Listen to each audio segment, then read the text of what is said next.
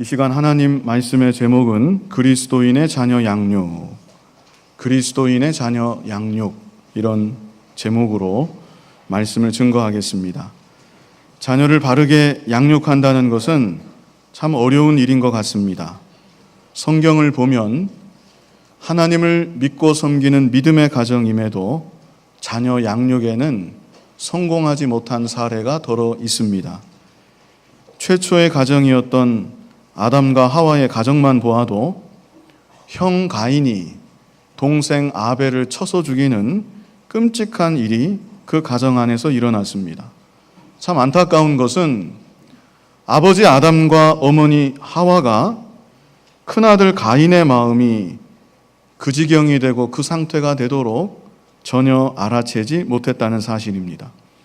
가정에서 늘 가인도 보고 아벨도 보았겠는데 가인이 자기 동생을 쳐서 죽이기까지 그 신앙이 점점 병들어가고 있고 그 정신이 점점 더 황폐해져 가고 있었음에도 아담과 하와는 그 사실을 전혀 인지하지 못했던 것입니다. 구약의 선지자 사무엘은 이스라엘의 위기 상황 가운데 나라와 민족을 하나님 뜻대로 이끌었던 위대한 신앙의 지도자였습니다. 그러나 사무엘 선지자도 가정에서 자신의 아들들은 바르게 이끌지 못했습니다. 그래서 결국 백성들이 사무엘의 아들들을 거부하고 이방 나라의 모양을 쫓아서 우리에게도 왕을 세워 주십시오, 이렇게 요청하는 데까지 이르고 말았습니다. 남유다의 대표적인 선왕 히스기야는 나라를 뒤덮고 있는 우상 숭배를 척결하고 대대적인 신앙개혁을 일으켰던 믿음의 사람이었습니다. 그러나 그러함에도 자신의 아들의 신앙은 개혁하지 못했습니다. 그의 아들 므낫세는 아버지와는 정반대로 이스라엘의 역사를 통틀어서 손꼽을 만한 가장 악한 왕이 되고 말았습니다. 이렇게 몇 가지 사례들만 보아도 자녀 양육이 얼마나 어려운 일인지 우리가 알 수 있습니다. 결코 내 마음 내 뜻대로 다 되는 일이 아닌 것입니다. 그러므로 우리는 언제나 겸손한 마음으로 하나님의 지혜와 하나님의 도우심만을 구해야 합니다. 하나님이 친히 길러주셔야지, 하나님이 친히 바른 길로 이끌어 주셔야지, 나의 힘과 지혜만으로는 자녀 양육을 제대로 할 수가 없는 것입니다. 그뿐 아니라 우리들은 성경의 교훈이 무엇인지 바르게 깨닫고 성경의 교훈을 따라서 부모로서의 역할을 바르게 감당하기에 최선의 노력을 다해야 할 것입니다. 오늘 본문은 단 한 절 말씀이지만 부모된 자들에게 너무나 중요한 진리를 교훈하고 있습니다. 먼저 주목할 것은 4절 처음에 또 아비들아 이렇게 시작하고 있다는 점입니다.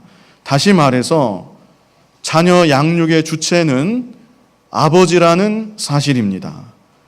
우리는 보통 어머니의 역할만을 중요하게 생각하는데 성경은 교육의 주체로 그 가정의 가장인 아버지들에게 주목하고 있는 것입니다.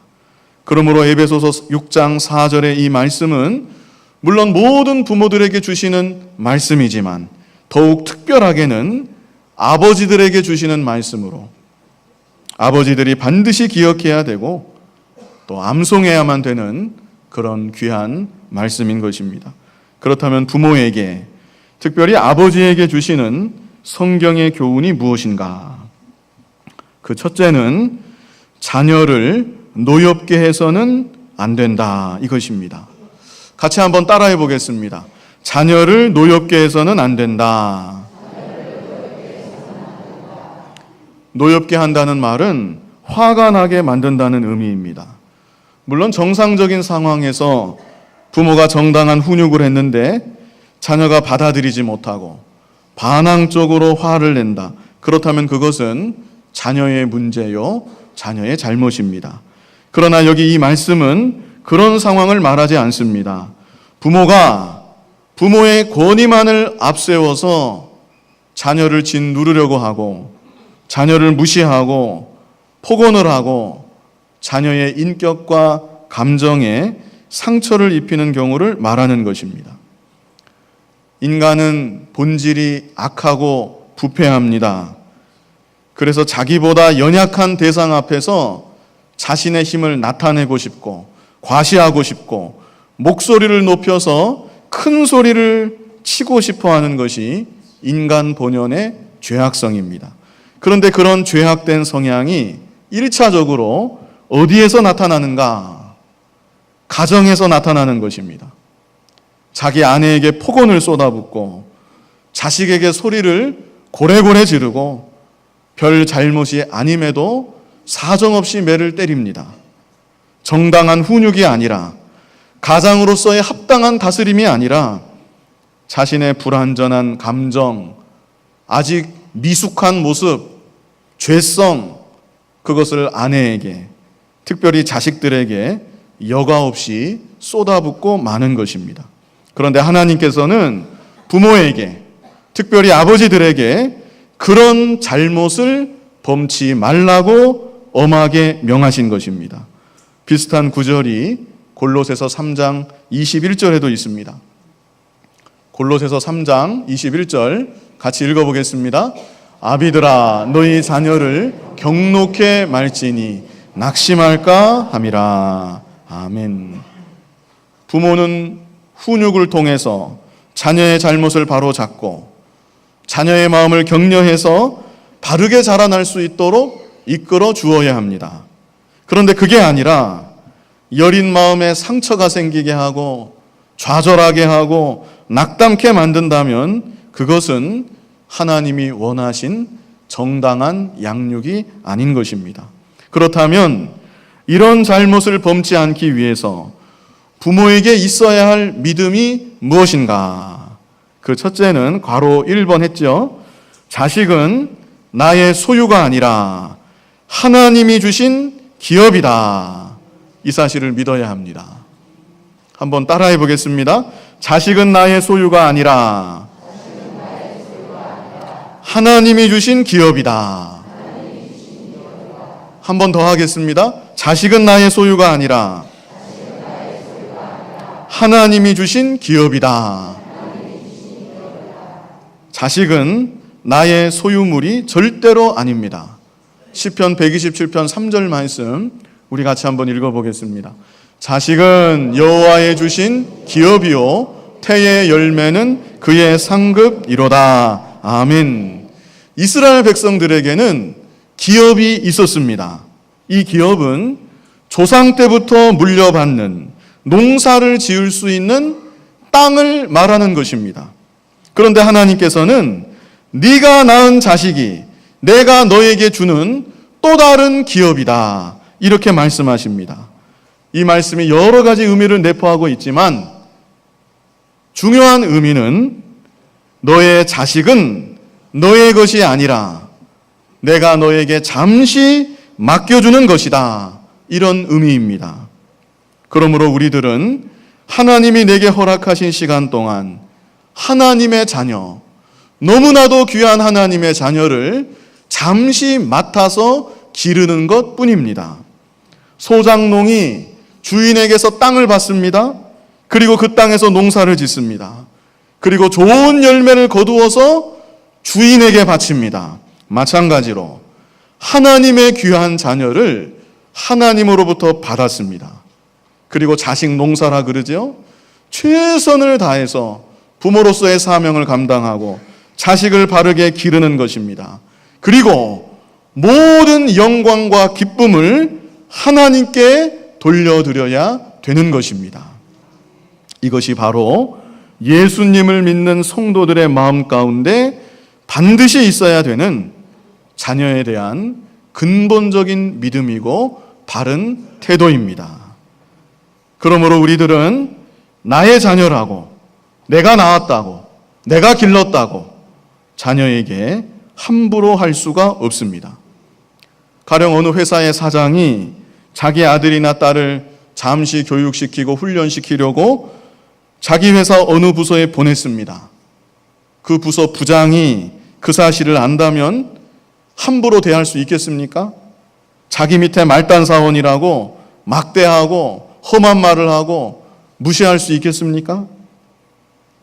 정당하게 교육하고 여러 가지 필요한 업무들을 가르치고 잘못한 일이 있을 때에는 혹 지적할 수도 있겠지만 그 대하는 자세와 태도는 존중하는 마음으로, 삼가 조심하는 마음으로 대할 것입니다.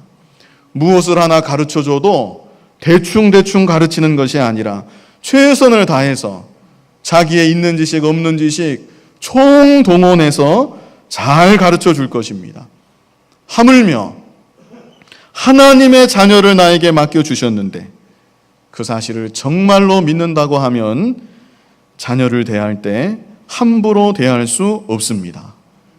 그 인격을 무시하고 폭언을 쏟아붓고 별일도 아닌데 자신의 분노를 표출하면서 자기 감정대로 사정없이 매질을 하고 그런 일은 하나님 앞에서 감히 할 수가 없는 것입니다. 그러므로 우리들은 하나님이 내게 주신 기업이다, 하나님의 자녀이다, 이 사실을 늘 생각하면서 자녀를 대할 때마다 근본적으로 존중하는 마음을 갖고 대할 수 있어야 합니다. 남의 자식에게는 어떻게 해야 할까요? 남의 자식도 마찬가지입니다. 내가 맞지는 않았지만 하나님의 소유가 분명한데 남의 자식에게도 함부로 대할 수가 없는 것입니다. 과거에 우리나라 선생님들 가운데는 부모를 보고 학생들을 차별하는 경우가 혹 있었습니다.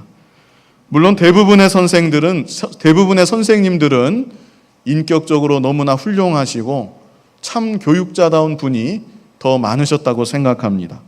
그러나 일부 어떤 선생님들은 가정 형편을 보고 함부로 대해도 별 문제 없을 것 같은 아이라고 판단이 되면 인격적으로 무시하고 폭언을 쏟아붓고 모욕감을 느낄 정도로 체벌하는 일들이 더러 있었습니다.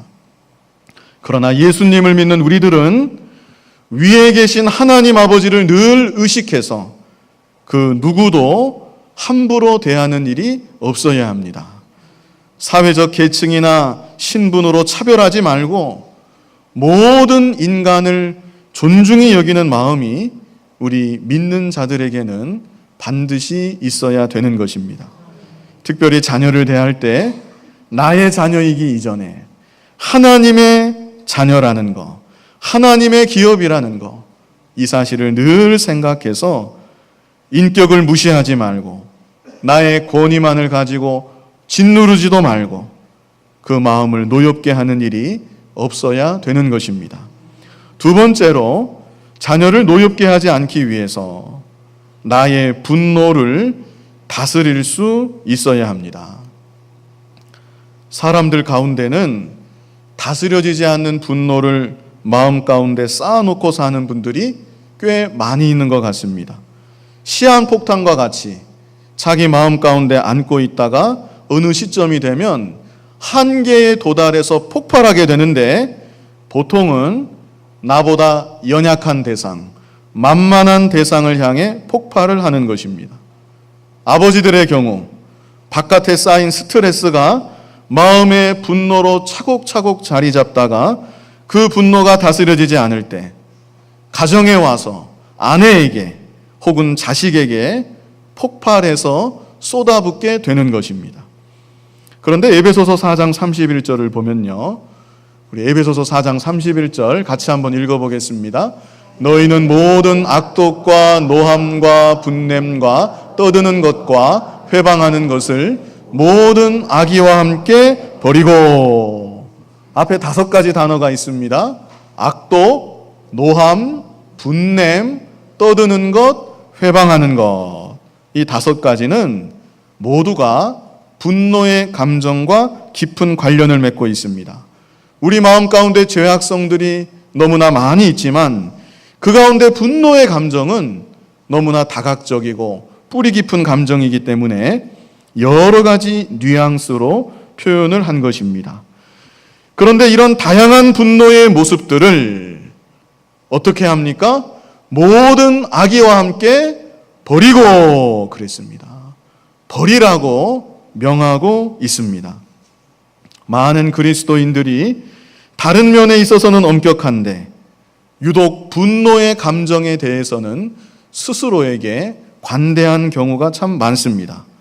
그러나 분내는 것도 간음하는 죄나 우상숭배하는 죄나 술 취하는 죄나 또 거짓말하는 죄나 이런 죄악들과 마찬가지로 똑같은 죄라는 사실을 우리가 알아야 합니다. 갈라디아서 5장 19절로 21절 말씀 우리 같이 한번 읽어보겠습니다. 육체의 일은 현저하니 곧 음행과 더러운 것과 호색과 계속 보여주세요. 우상숭배와 술수와 원수를 맺는 것과 분쟁과 시기와 분냄과 당짓는 것과 불리함과 이단과 투기와 술취함과 방탕함과 또 그와 같은 것들이라. 전에 너희에게 경계한 것 같이 경계하노니 이런 일을 하는 자들은 하나님의 나라를 유업으로 받지 못할 것이요. 아멘. 하나님의 나라를 유업으로 받지 못할 죄악들에 대해서 19절로 21절에 열거하고 있는 것입니다. 그런데 이런 죄악들 가운데 20절 중간쯤에 있습니다. 20절 중간쯤에 보면 분냄이 있죠? 분냄. 그래서 분을 내는 것, 화를 내는 것도 대표적인 죄악들 가운데 포함되어 있는 것입니다. 그러므로 다른 사람도 아닌 하나님이 내게 맡겨주신 하나님의 귀한 기업, 하나님의 자녀에게 나의 분을 쏟아 붓는 것은 그것만으로도 하나님 앞에 큰 죄입니다. 그뿐 아닙니다. 분노의 감정은 나의 마음을 병들게 합니다. 그리고 분노의 감정이 자녀에게로 옮겨갈 때 그것은 자녀의 마음을 멍들게 하고 지울 수 없는 상처가 될 수 있는 것입니다. 칼을 들어서 자식을 찌르고 난도질하는 부모는 없습니다. 그러나 많은 부모들이 자신의 분노의 감정으로 아직 연약하고 미숙한 아이들을 사정없이 찌르고 난도질하고 있는 것입니다. 어쩌면 영영이 회복하지 못할 재생할 수 없는 큰 상처를 아이에게 안길 수도 있겠는데 문제의 심각성조차 모르고 있는 것입니다. 실제로 한국 사회에 어려서 들은 어머니의 폭언, 어려서 당한 아버지의 폭행, 이로 인해서 일생 지울 수 없는 상처를 안고 고통 가운데 살아가는 사람들이 너무나 많이 있습니다. 물론 자녀의 입장에서는 제가 지난주일에 말씀드린 대로 예수님을 믿는 믿음으로 부모에게 받은 상처도 다 씻어내고 부모의 모든 연약한 면까지 다 포용하고 감싸줄 수 있어야 합니다. 그러나 부모의 입장에서는 나의 만들어지지 못함으로 인해서 나의 죄악성으로 인해서 그로 인해서 나오는 말 한마디 행동 하나가 자녀의 가슴에 지워지지 않는 상처가 되고 아픔이 될 수 있다는 사실을 잊지 말아야 합니다. 그리고 지나간 일이라도 생각나는 것이 있다면, 너무나 잘못한 것이 있다면 자녀에게 사과할 수 있어야 합니다. 그때는 아빠가, 엄마가 너도 물론 이런 면을 잘못해서 그랬지만 그때는 아빠가, 엄마가 이런 부분을 너에게 잘못했다. 사실 아빠도 미숙했다. 아빠도 불완전했다. 네가 이해해 줘라. 이렇게 잘못한 것을 인정하고 자녀의 상처를 보듬어 줄 수 있어야 합니다. 더 나아가서 우리들은 우리 모두가 하나님의 자녀로서, 그뿐 아니라 누군가를 책임지고 있는 부모로서, 어른으로서 내 자신을 점점 더 성찰하고 내 자신의 인격을 점점 더 다듬고 만들어 나아가야 합니다. 잠언 16장 32절 말씀 우리 같이 한번 읽어보겠습니다. 노하기를 더디하는 자는 용사보다 낫고 자기의 마음을 다스리는 자는 성을 빼앗는 자보다 나으니라. 아멘. 노하기를 더디하는 자, 용사보다 낫다. 자기의 마음을 다스리는 자, 분노가 치밀어 오르더라도 마음을 다스리는 것을 말합니다. 그런 자는 성을 빼앗는 자보다 낫다고 말씀하고 있습니다. 잠언 29장 11절 같이 한번 읽어보겠습니다. 어리석은 자는 그 노를 다 드러내어도 지혜로운 자는 그 노를 억제하느니라. 아멘. 어리석은 자는 어떤 자입니까? 자기의 노를 다 드러내는 사람. 그런 사람은 어리석은 사람입니다. 그러나 지혜로운 사람, 잠언에서 지혜로운 사람은 하나님을 경외하는 사람입니다. 하나님을 경외하여서 하나님 앞에서 살아가는 자, 자신의 분노를 함부로 발하지 않습니다. 하나님 앞에서 자신의 분노를 다스릴 수 있는 것입니다. 그리고 하나님을 경외하며 믿음으로 살아갈 때 성령의 감동과 역사로 분노의 감정도 기쁨과 감사의 마음으로 변화시켜 나갈 수 있습니다. 분노를 잘 다스려서 보다 성숙한 부모의 모습, 보다 성숙한 믿음의 사람이 다 되시기를 바랍니다. 이제 두 번째로, 큰 두 번째입니다. 자녀를 잘 양육해야 한다 그랬습니다. 우리 본문 4절 뜻을 생각하면서 같이 읽어보겠습니다.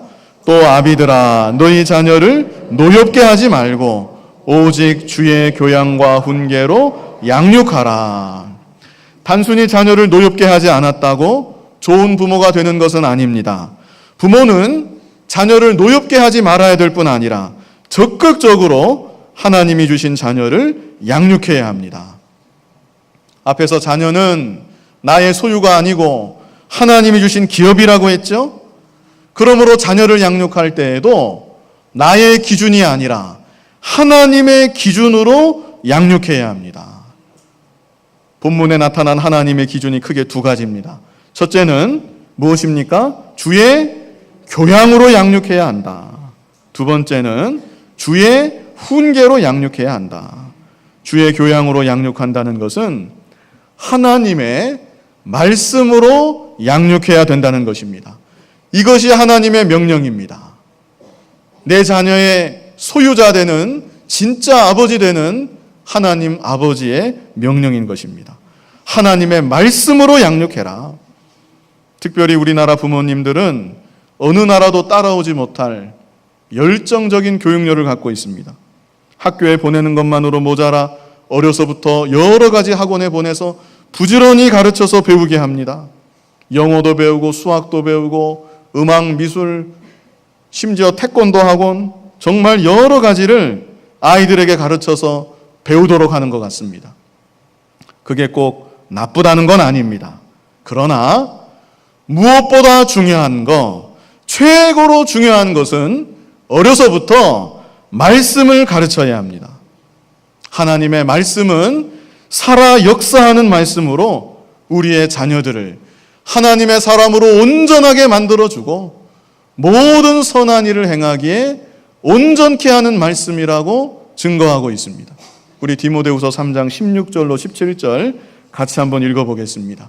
모든 성경은 하나님의 감동으로 된 것으로 교훈과 책망과 바르게 함과 의로 교육하기에 유익하니 이는 하나님의 사람으로 온전케 하며 모든 선한 일을 행하기에 온전케 하려 함이니라. 아멘.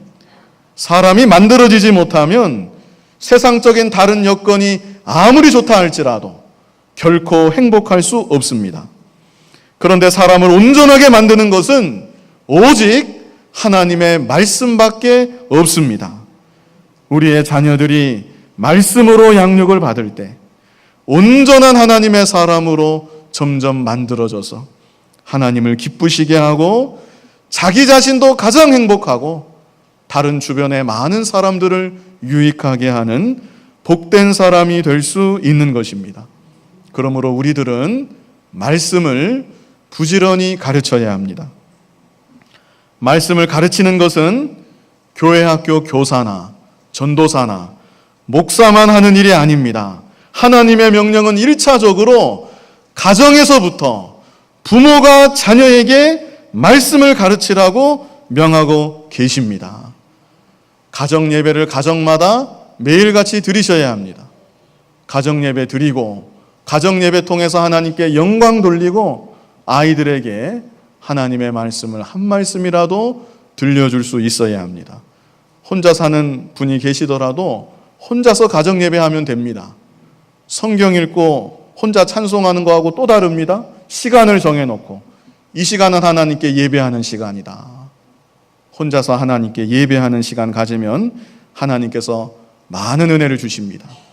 그래서 부모는 자녀에게 있어서 가장 처음 만나게 되는, 그리고 가장 가까이 있는 성경 교사가 되어야만 합니다. 그리고 부모는 자녀에게 있어서 예수님을 소개하고 증거하는 가장 첫 번째 증인이 되어야 합니다. 이 사명을 감당하지 못했다면 부모로서 심각한 직무유기라고 할 수 있습니다. 하나님의 명령을 어긴 것입니다. 신명기 6장 6절로 9절 말씀 우리 같이 한번 읽어보겠습니다. 오늘날 내가 내게 명하는 이 말씀을 너는 마음에 새기고 내 자녀에게 부지런히 가르치며 집에 앉았을 때에든지 길에 행할 때에든지 누웠을 때에든지 일어날 때에든지 이 말씀을 강론할 것이며 너는 또 그것을 내 손목에 메어 기호를 삼으며 내 미간에 붙여 표를 삼고 또 내 집 문설주와 바깥문에 기록할지니라. 아멘. 먼저 6절 말씀을 다시 보면요. 6절이요. 6절 말씀 먼저 보시면 오늘날 내가 내게 명하는 이 말씀을 너는 어떻게 합니까? 먼저 마음에 새기고, 먼저는 부모가 하나님의 말씀을 자기의 마음에 새기라는 것입니다. 다시 말해서 신앙의 모본이 되어야 한다는 것을 말씀하는 것입니다. 말씀을 사모하는 모본, 예배를 귀하게 여겨서 사수하는 모본, 말씀대로 순종하며 살기에 힘쓰는 모본, 이런 모본을 자녀에게 보여줄 수 있어야 합니다. 예수님을 믿는다는 것이 얼마나 기쁜 일인지, 하나님을 믿고 섬긴다는 것이 가장 귀하고 가치 있는 일이라는 거, 그것을 자녀들이 보고 알 수 있도록 자녀들에게 보여줄 수 있어야 합니다. 그뿐 아니라 부모는 자녀에게 하나님의 말씀, 내 안에 새겨진 하나님의 말씀을 부지런히 가르쳐야 합니다. 이게 하나님의 명령입니다. 7절에 그랬습니다. 내 자녀에게 어떻게 가르치며? 부지런히 가르치며. 하나님의 명령입니다. 집에 앉았을 때이든지 길에 행할 때이든지 누웠을 때이든지 일어날 때이든지, 자고 일어나면 공부해라 공부해라, 밥만 먹으면 공부해라 그게 아니라 무엇을 하든지 하나님의 말씀을 가르쳐 주라는 것입니다. 이 구절이 의미하는 바는 부모된 입장에서 나의 자녀가 말씀대로 살기만을 간절히 소원해야 된다는 것입니다.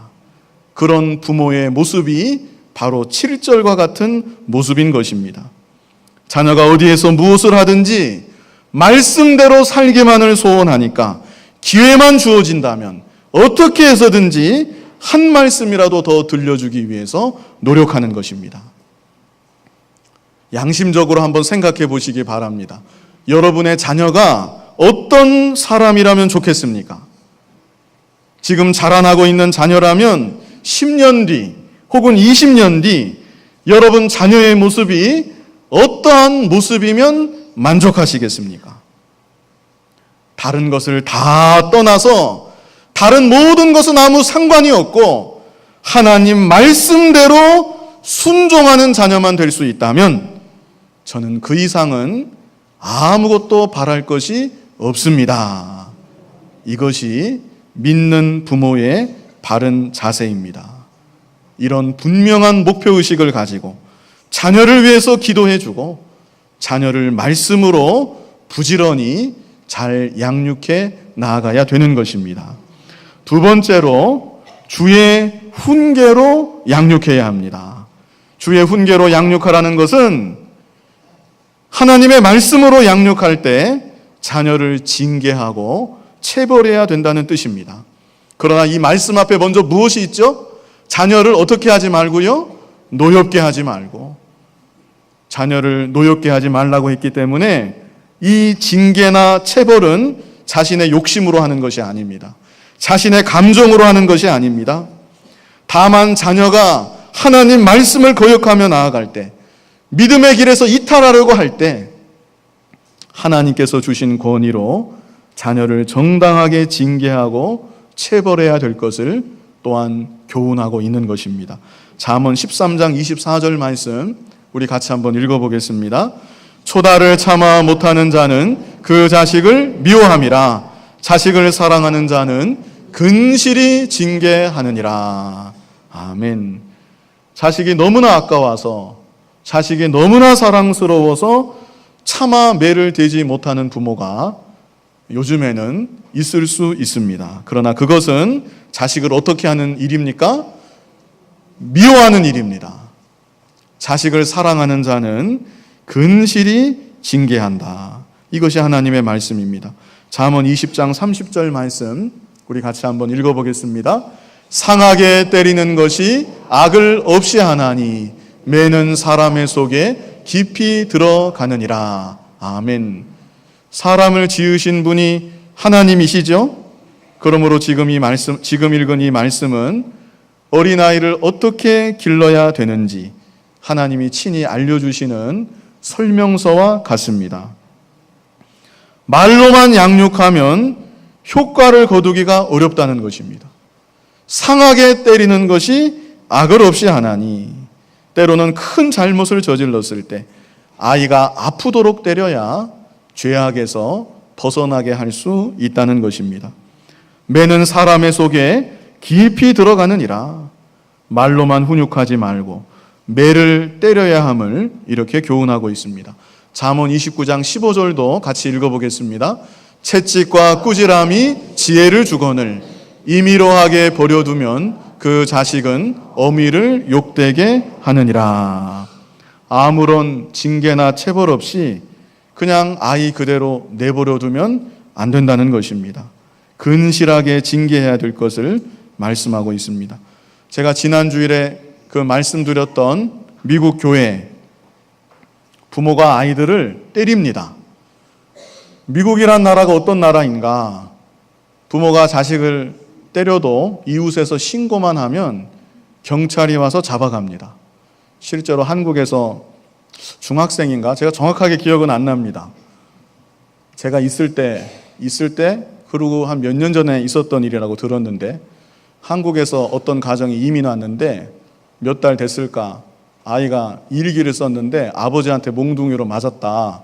그런 일기를 쓴 거예요. 선생님이 보더니 이건 특수폭행이다. 이거는 도구를 이용한 폭행이기 때문에 특수폭행이다. 경찰에 신고해서 경찰에도 신고가 엄하게 들어간 거예요. 특수폭행, 특수아동학대로.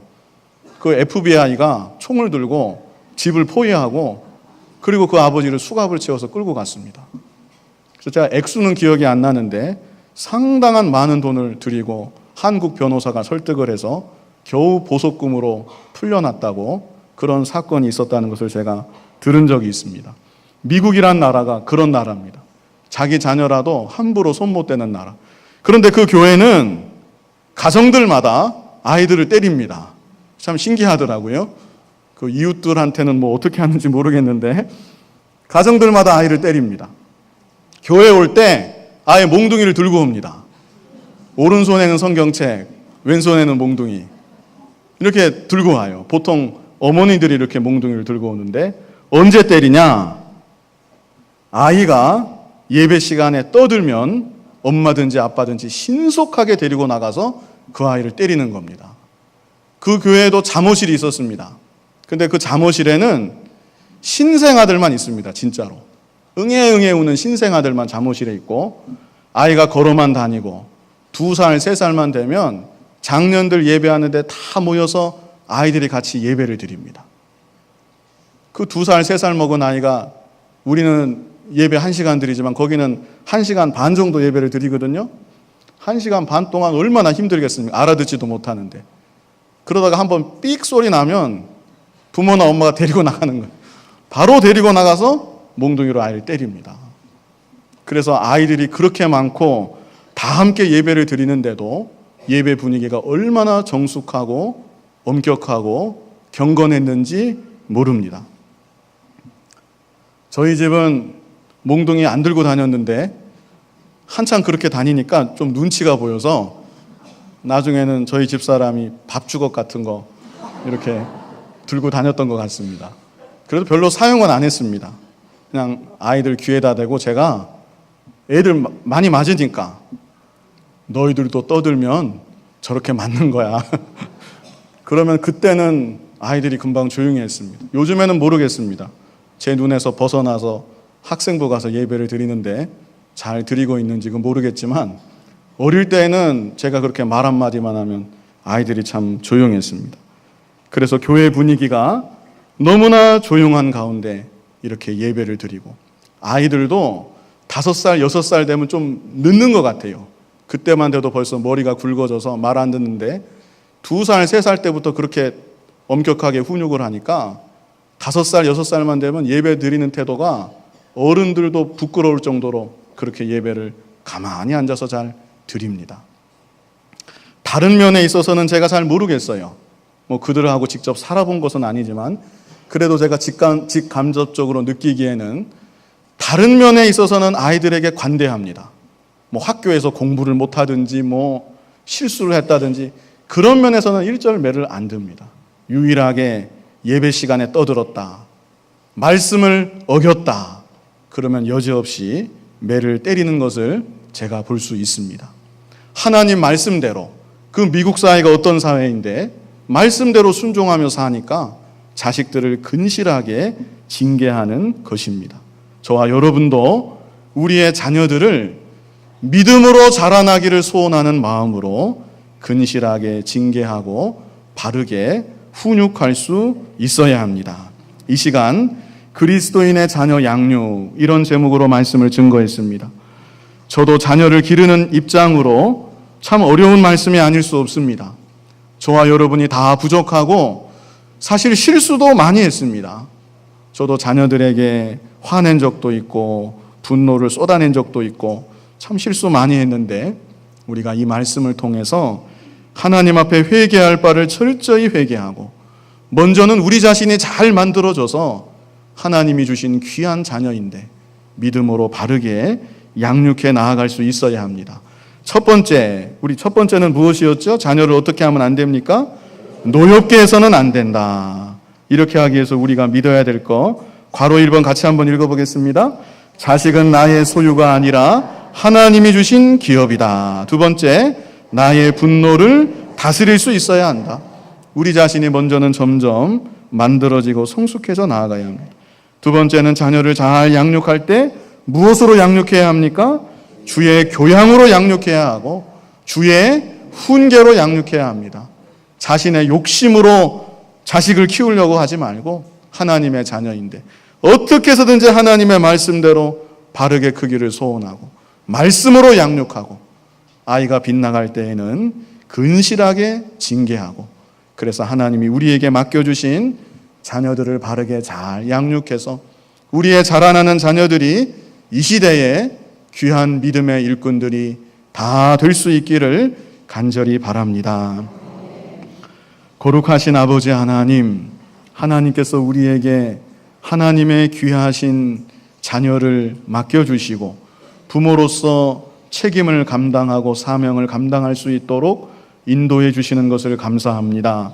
돌아보면 부모답지 못할 때도 참 많았고 내 스스로도 만들어지지 못해서 나의 죄성을 여과 없이 자녀들에게 보여줄 때도 참 많이 있었는데 잘못했던 것들 철저히 회개하는 우리가 되게 하여 주시고 이제는 우리들이 먼저 잘 만들어져서 하나님이 맡겨주신 자녀를 하나님 뜻대로 말씀으로 주의 훈계로 잘 양육해 나아갈 수 있는 우리들 모두가 되게 하여 주시옵소서.